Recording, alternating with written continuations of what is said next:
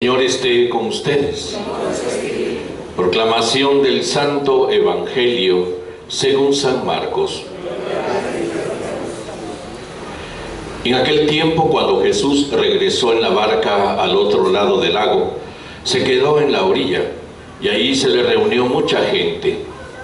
Entonces se acercó uno de los jefes de la sinagoga llamado Jairo. Al ver a Jesús, se echó a sus pies y le suplicaba con insistencia: «Mi hija está agonizando, venga a imponerle las manos para que se cure y viva». Jesús se fue con él y mucha gente lo seguía y lo apretujaba. Entre la gente había una mujer que padecía flujo de sangre desde hacía 12 años. Había sufrido mucho a manos de los médicos y había gastado en eso toda su fortuna, pero en vez de mejorar, había empeorado. Oyó hablar de Jesús, vino y se le acercó por detrás entre la gente y le tocó el manto, pensando que con solo tocarle el vestido se curaría. Inmediatamente se le secó la fuente de su hemorragia y sintió en su cuerpo que estaba curada. Jesús notó al instante que una fuerza curativa había salido de él. Se volvió hacia la gente y les preguntó: «¿Quién ha tocado mi manto?».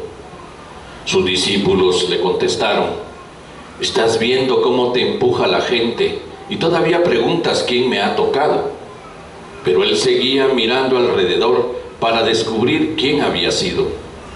Entonces se acercó la mujer asustada y temblorosa al comprender lo que había pasado.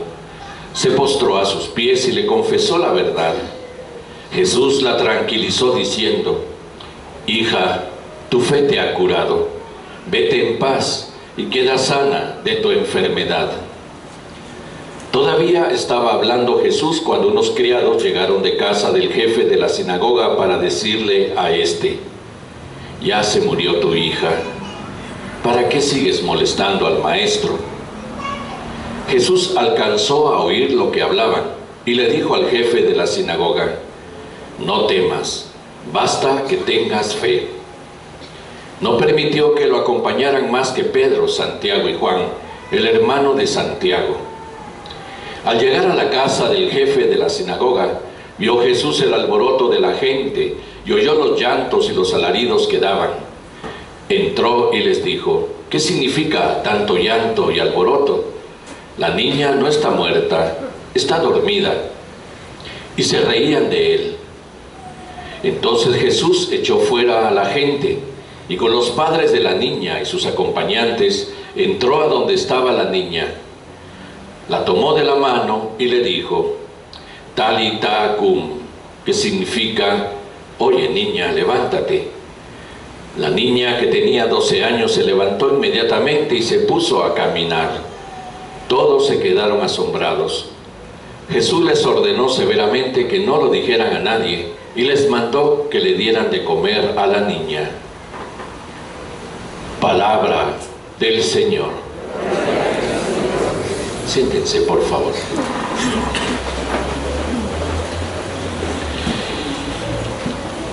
Hace 8 días tuvimos un paréntesis en el recorrido de nuestras meditaciones a la luz del Evangelio de San Marcos. Ese paréntesis fue la fiesta solemne del nacimiento de Juan el Bautista, el patrono de nuestra parroquia. Y no solo nuestra parroquia lo celebró como la fiesta patronal, sino que la Iglesia puso como liturgia principal la solemnidad del nacimiento de Juan. Pero si hubiéramos escuchado el Evangelio que tocaba ese día, si no hubiera sido la fiesta de Juan el Bautista, entonces tendríamos la introducción a este trozo del Evangelio que acabamos de escuchar.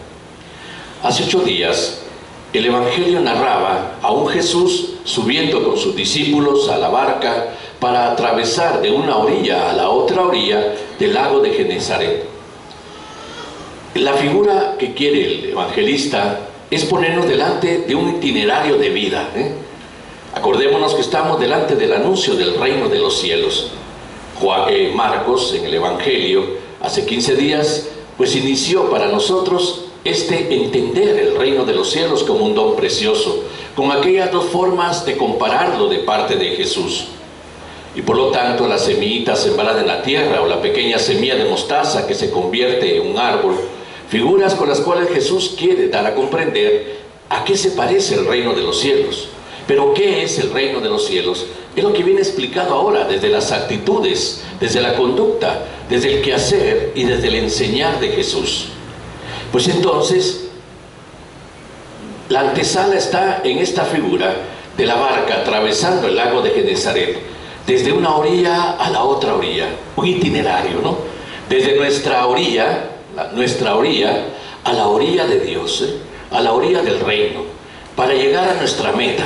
Atravesamos el lago, ¿no? Atravesamos ese itinerario. Pero a mitad del lago, dice el evangelista, se desató el viento, las olas, y parecía que la barca se iba a hundir. Los discípulos estaban asustados, pegaban de gritos, trataban de hacer lo posible para que no se hundiera la barca, pero Jesús estaba dormidito en la parte de atrás de la barca, dormido.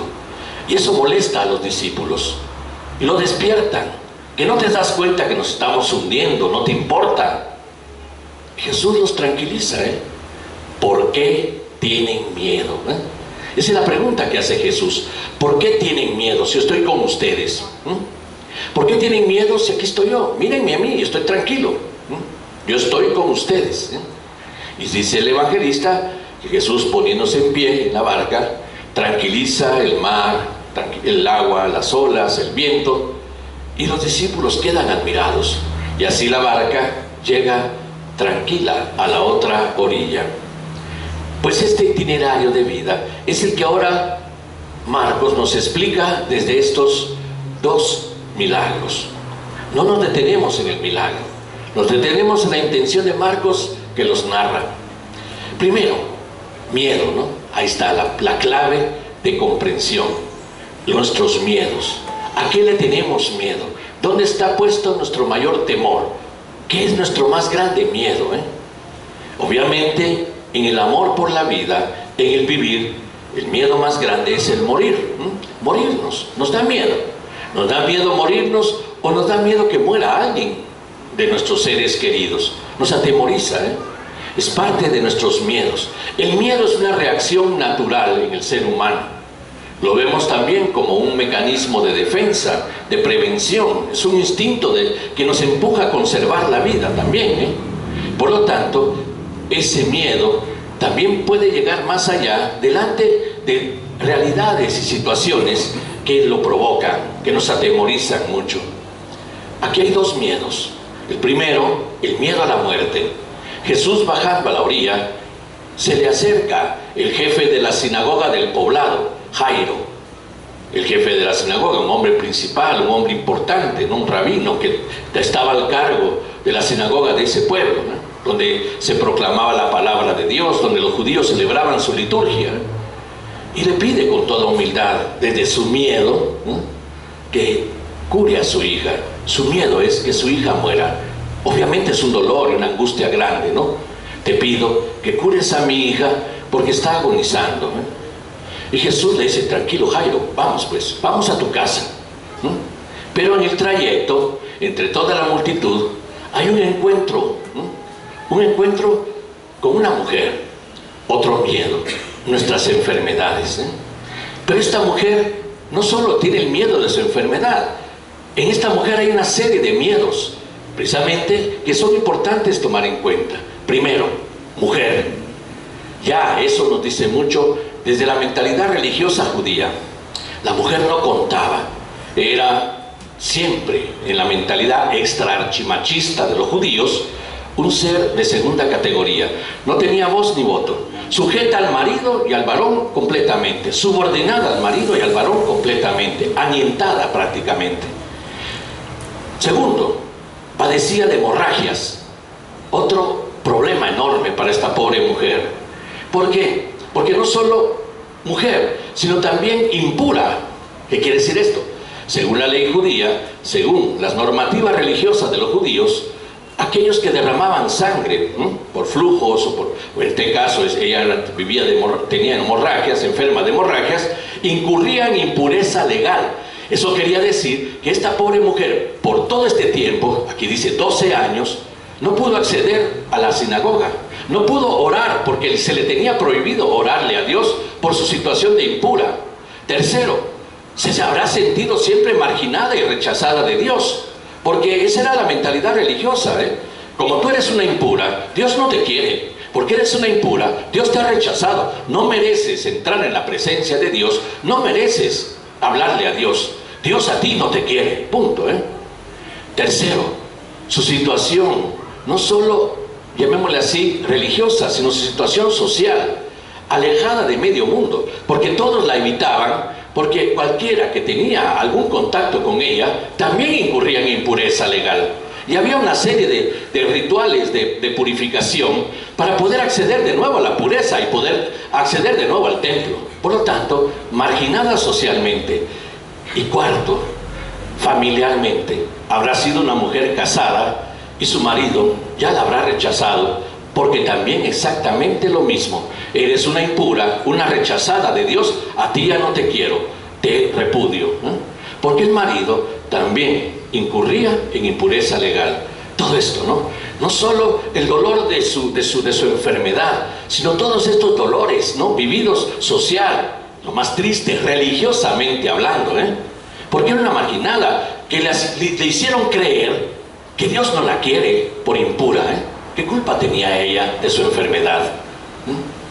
Y sin embargo, todavía en nuestra iglesia hay tanto hipócrita, tanta hipócrita, que se atreve a señalar y a juzgar y a condenar a medio mundo, a rechazarla y a hacerlas impuras o impuros en la iglesia, a base de normativas y de doctrinas, que se les olvida precisamente lo que Jesús va a hacer con esta mujer. La ama, punto. Y entonces todo esto genera una realidad terrible en esta mujer. Su situación es una situación desesperada, pero es chispuda, En todo el Evangelio no está la chispa de esta mujer, Ella sabe que no puede tocar a Jesús, porque no solo es un varón, sino es un rabí, un maestro, Dios guarde. Aparte, Jesús tenía sus guaruras alrededor, los infelices de sus discípulos que no dejaban que nadie se acercara a él. Y entonces, imposible tocar a Jesús, imposible tocar a Jesús. Pero se le ocurre con solo tocarle el manto. La chispa es esta mujer, Su situación desesperada encuentra un rayito de luz en esa intuición y le toca el manto a Jesús. Le toca el manto a Jesús. Y entonces Jesús se da cuenta, una fuerza curativa salió de él, dice aquí. Pero te están empujando, porque él pregunta, ¿quién me tocó? Pero te están empujando, y tú ahí preguntas, ¿quién me tocó? ¿Quién me tocó? Y se detiene y busca quién lo ha tocado. La pobre mujer recoge todos sus miedos en ese momento. ¿Qué hice? Metí la pata, toqué a Jesús. Y es un rabino, es un varón, lo hice impuro.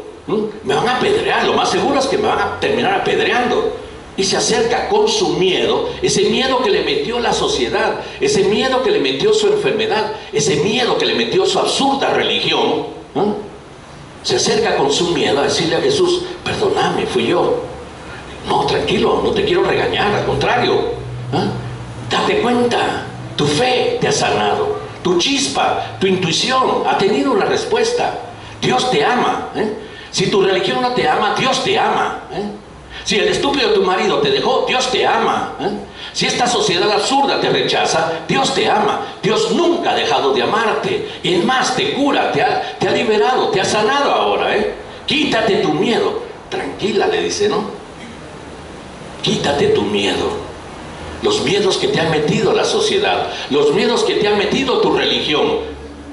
Y la religión sigue metiendo miedos, gente, por culpa de nosotros. Los miedos que te ha metido la situación en la que has vivido. Tranquila, yo te amo. Que se te quite tu miedo. Y Jesús sigue su camino, el itinerario. Pero en un determinado momento del camino le vienen a avisar a Jairo que su hija ha muerto.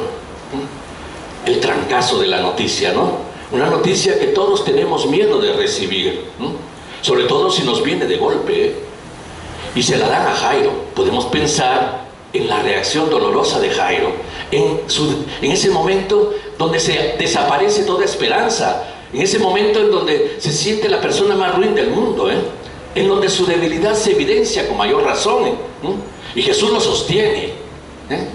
Jairo, vas conmigo, yo voy contigo en el camino. Exactamente lo mismo que a sus discípulos. Están con el agua que se les va, que casi les hunde la barca. Aquí estoy yo con ustedes, ¿por qué tienen miedo? Exactamente le está diciendo lo mismo a Jairo. No tengas miedo, Jairo, yo estoy contigo, aquí voy contigo, no te derrumbes, basta que tengas fe, basta que tengas fe. La fe de aquella mujer la necesitas ahora, Jairo, basta que tengas fe. Y llegan al lugar donde está la niña. Jesús habla, está dormida, no está muerta, está dormida. Y así nos dice a nosotros también en los momentos fuertes, está dormida. Así llamamos a la muerte nosotros también.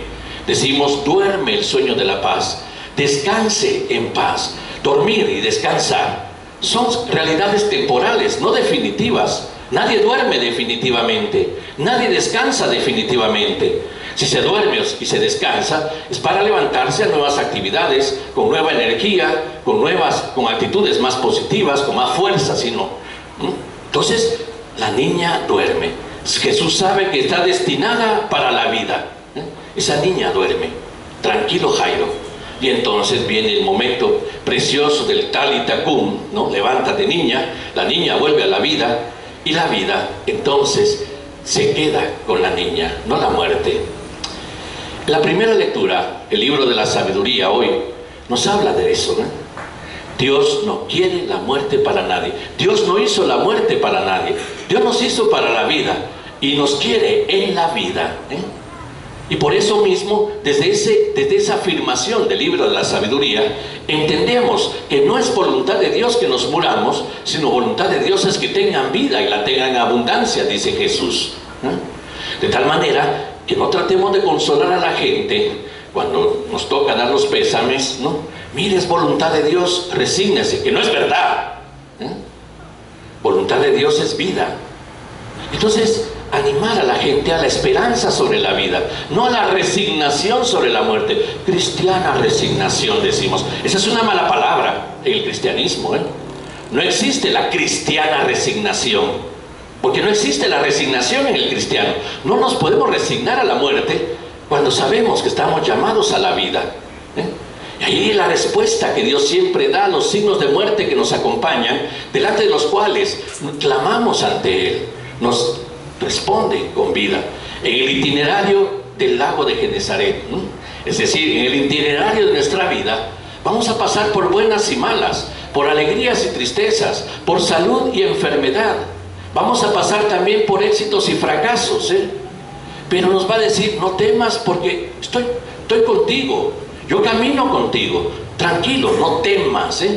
Delante de la enfermedad también habrá un signo de salud y de vida, hasta el día en que de verdad nos toque pasar al otro lado, lleguemos a la orilla de Dios, porque llegando a la orilla de Dios es la orilla de la vida permanente, es la orilla donde todo se ha quedado atrás, para entrar a la verdadera vida. La muerte física no es ningún problema. Las muertes que vamos arrastrando en nuestra vida, en el itinerario hacia la otra orilla, desde nuestra fe, encuentran en Cristo una palabra de fortaleza, de consuelo, de esperanza. El no tengas miedo. Por lo tanto, Marcos nos quiere dar a entender que el reino de los cielos es un anuncio que reivindica la grandeza y la dignidad del ser humano creado a imagen de Dios, llamado a participar de su misma grandeza y de su misma vida. Que por eso mismo, cuando el pecado, el mal, golpea y humilla en tantas de las formas en las cuales lo hace, tristezas, angustias, miedos, enfermedades, fracasos, en todos esos momentos podemos siempre tener la esperanza en la presencia de aquel que nos fortalece, que nos anima, que siempre está para animarnos para la vida, porque nos ama, porque nos ama. Por eso contradice la religión de esta pobre mujer enferma de hemorragias. No, esta gente se inventó la religión. Y de paso me pasó arrastrando a mí diciéndote que yo no te quería, que yo te castigué, que yo te maldije, ¿eh? Pero ¿cuántos cristianos siguen anunciando a un Dios que maldice, que castiga, que regaña, ¿eh? Ese Dios no existe. El Dios que existe es el que ama, es el Dios de la vida, el Dios que por medio de Jesús nos dice, no temas. Pero hay un tercer temor aquí también, pero no está en el Evangelio, está en la carta de San Pablo a los Corintios, en la segunda lectura, ¿eh? Un temor que también nos golpea en nuestro tiempo, porque es un temor muy ligado a nuestra naturaleza humana y muy ligado a nuestra vida de todos los días. El temor de las carencias, ¿eh? El temor de las carencias, el temor de no poder satisfacer las mínimas necesidades de nuestra vida, ¿eh? Jesús nos dice, su Padre sabe que necesitan estas cosas. Claro que lo saben, ¿eh? Nos invitará a confiar en Dios. Miren las aves del cielo, que no siembran ni cosechan. Miren las flores del campo, que no hilan ni tejen. Las aves del cielo comen, las flores del campo se visten, porque su Padre lo hace, ¿eh? Entonces, delante de esto, claro, Dios sabe nuestras exigencias mínimas, ¿eh? De una vida que necesita ser alimentada, cubierta, protegida, etcétera, ¿no? Las carencias. Y nos da miedo, ¿eh? En este tiempo, ¿cuántas personas desempleadas viven con el miedo de las carencias, ¿eh? Viven con ese miedo porque tienen una familia que mantener, un hogar que llevar adelante, ¿eh? Se han quedado tal vez con determinadas deudas en el camino, ¿eh? Ese miedo de las carencias es un miedo actual también delante de cómo es injusta esta sociedad. A los 40 ya nadie te da trabajo, ¿eh? No tienen en cuenta tu preparación, tus cualidades, tus capacidades, no. Ya no sirves, hay que darle trabajo a los que vienen atrás. Y claro, muchos de los que vienen atrás tampoco lo consiguen. Es decir, esta realidad injusta que nos toca vivir ha generado miedos nuevos también. Y los miedos, muchos, son justos delante de las carencias, delante de esta situación en la que tantos, ¿no? Tantos luchan por lo menos de tener lo necesario y a veces con mucha fatiga. ¿Cuál es la respuesta desde esta liturgia? San Pablo a los Corintios: no se trata de que los demás vivan tranquilos mientras ustedes están sufriendo. Se trata más bien de aplicar durante nuestra vida una medida justa, porque entonces la abundancia de ustedes remediará la carencia de ellos. Por su parte, los socorrerán a ustedes en sus necesidades. Es que la respuesta de Dios está en la actitud de nosotros. La multiplicación de los panes y de los peces ya no se realiza desde un milagro, se realiza desde la generosidad, se realiza desde la capacidad de compartir, desde ahí, ¿eh? Desde esa posibilidad de entender en mi hermano y ser solidario con mi hermano en las diferentes carencias que tiene, no solo en las de dinero, no solo en las materiales, aunque aquí va referido a ello, ¿eh? Y entonces entender que tu abundancia puede ser motivo también de poder ayudar a tu hermano. Yo no entraría en consideraciones de decir si es un haragán o no es un haragán, si es esto o lo otro. No. Cada quien conoce a quién va a ayudar y por qué lo va a ayudar. Y ahí precisamente algo que es una exigencia cristiana irrenunciable, ¿eh? Por eso me llama la atención unos carteles que hay pegados en algunas partes de una iglesia cristiana no católica. Tiene la frase del Padre Nuestro: danos hoy el pan de cada día. Bueno, y dice abajo: hay miles orando para que el pan no te falte en tu mesa cada día. ¿No es eso un poco mediocre? ¿Eh?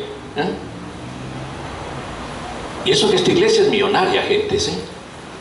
¿No es eso un poco mediocre? No, más bien sería: hay miles con la intención generosa de compartir su pan, para que no falte tu pan en tu mesa todos los días. ¿Eh? ¿No sería eso el verdadero espíritu cristiano? Ayudarte a superar ese temor. De algún modo existirá la posibilidad. Sé que te esfuerzas en buscar un trabajo, has metido papeles en todos lados, ¿eh? Has intentado incluso irte para el norte y te han regresado. Es decir, el sufrimiento de esta gente no puede ser juzgado a la rebata en forma superficial y egoísta como haraganería, como pereza, porque no sabemos en qué momento también esa dificultad va a tocar a nuestra puerta. Y por eso nos han puesto a nosotros en un espíritu de generosidad, un espíritu que deja atrás el egoísmo materialista para entrar precisamente en ese Jesús del que dice San Pablo.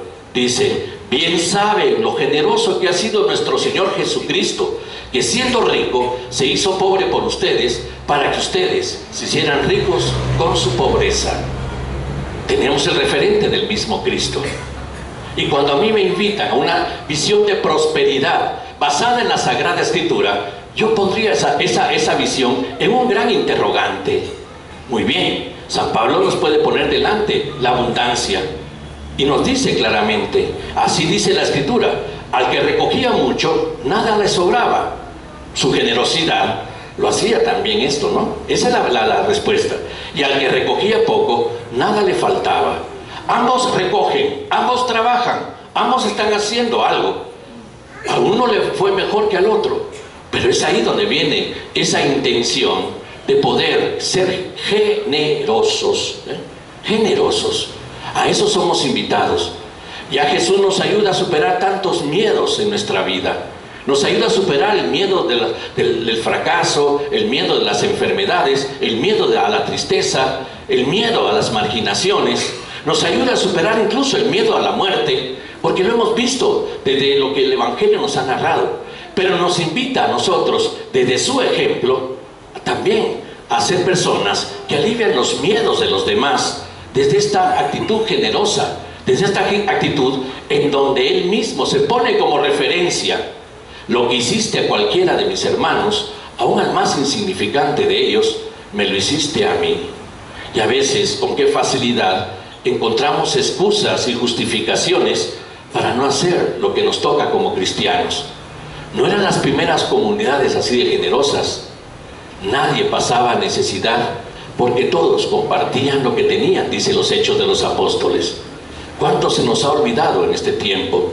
Debido también a esa visión de miedo que nos hace también ser prevenidos y acaparar. Una cosa es ahorrar, una cosa es tener cierto tipo de prevenciones prudentes, pero otra cosa es acaparar, No, el cristiano también está llamado a actuar como Cristo. Si tocamos la puerta ante nuestros miedos a aquel que está ahí para tranquilizarnos, para darnos motivo de esperanza y de alivio, entonces seamos capaces de responder a aquel que toca nuestra puerta delante de sus miedos, sabiendo que desde nosotros puede también recibir tranquilidad, consuelo y esperanza. Vamos a confirmar nuestra fe.